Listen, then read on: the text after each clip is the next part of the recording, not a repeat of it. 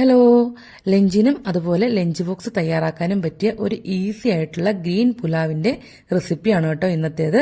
അപ്പോൾ അതെങ്ങനെയാണ് ഉണ്ടാക്കേണ്ടതെന്ന് നോക്കാം. അതിനായിട്ട് ഒരു പാൻ ചൂടാക്കാൻ വെച്ച് അതിലേക്ക് 1-2 സ്പൂൺ വെളിച്ചെണ്ണയോ സൺഫ്ലവർ ഓയിലോ ചേർത്ത് കൊടുക്കുക. ഇനി വേണ്ടത് നമുക്കൊരു മീഡിയം സൈസ് സബോളയാണ്. സബോള നല്ലതുപോലെ വഴറ്റിയെടുക്കുക. ഇനി ഇതിലേക്ക് ആവശ്യമായിട്ടുള്ള അരപ്പ് തയ്യാറാക്കണം. അതിനായി മിക്സിയുടെ ജാറിലേക്ക് ഒരു പച്ചമുളക് ചേർത്ത് കൊടുക്കുക. പച്ചമുളക് എരിവുള്ളതോ ഇല്ലാത്തതോ നമുക്ക് എടുക്കാം. പിന്നെ നമുക്ക് വേണ്ടത് 3-4 അല്ലി വെളുത്തുള്ളിയാണ് കേട്ടോ. അതുകൂടാതെ ഒരു ചെറിയ കഷ്ണം കറുവാപ്പട്ട കൂടി ചേർത്ത് കൊടുക്കുന്നുണ്ട്. പിന്നെ 3-4 ഏലക്കയും ഗ്രാമ്പൂവും ചേർത്ത് കൊടുക്കുന്നുണ്ട്. പിന്നെ ഒരു ചെറിയ കഷ്ണം ഇഞ്ചിയും വേണം. ഇനി വേണ്ടത് പാലക്കിന്റെ ഇലയാണ്. അത് ഞെട്ട് കളഞ്ഞ ശേഷം ഇല മാത്രം ചേർത്ത് കൊടുക്കുക.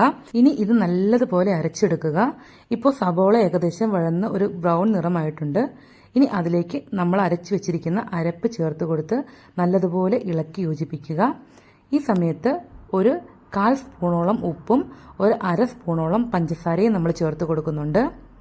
ഗ്രേവി കുറുക്കി നല്ല തിക്ക് കൺസിസ്റ്റൻസി ആകുമ്പോൾ നമ്മൾ വേവിച്ച് വെച്ചിരിക്കുന്ന ചോറ് ഇതിലേക്ക് ഇട്ടുകൊടുത്ത് നല്ലതുപോലെ ഇളക്കി യോജിപ്പിച്ചെടുക്കുക.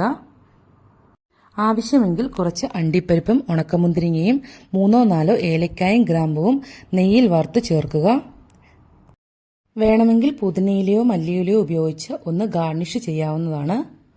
ഇപ്പോൾ നമ്മളുടെ lunch recipe green pulao ready ആയിട്ടുണ്ട്. ഇഷ്ടപ്പെട്ട എല്ലാവരും ഒന്ന് നമ്മുടെ ലഞ്ച് ബോക്സ് റെസിപ്പി ട്രൈ ചെയ്ത് നോക്കുക. താങ്ക്